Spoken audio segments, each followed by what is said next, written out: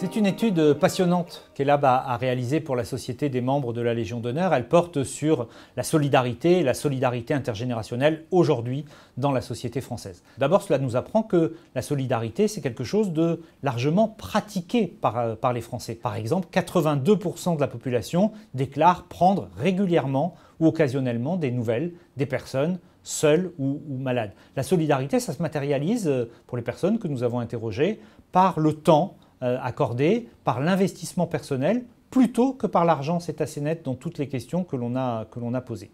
Et puis, il y a une deuxième idée qu'il faut retenir, c'est que la solidarité, c'est une notion altruiste. C'est une action qui est réalisée pour la société dans son ensemble et pas seulement pour ses proches. C'est ce que nous ont dit 2/3 des Français.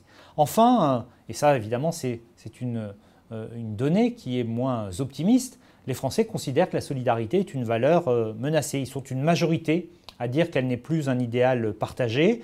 Ils sont près de 9 sur 10 à considérer qu'elle se délite depuis 5 ans entre les différentes catégories sociales ou entre les territoires. Et puis un chiffre sonne un peu l'alerte.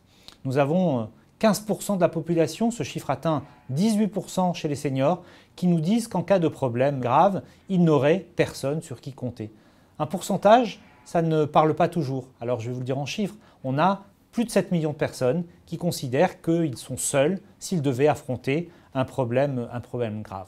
Donc la solidarité se pratique au quotidien, la solidarité c'est une valeur à laquelle on est attaché, la solidarité c'est une valeur menacée aujourd'hui, mais la solidarité, elle a un acteur qui est son acteur refuge, qui est l'acteur sur lequel on compte le plus, c'est la famille qui apparaît nettement comme un refuge en matière de solidarité pour 3/4 des Français.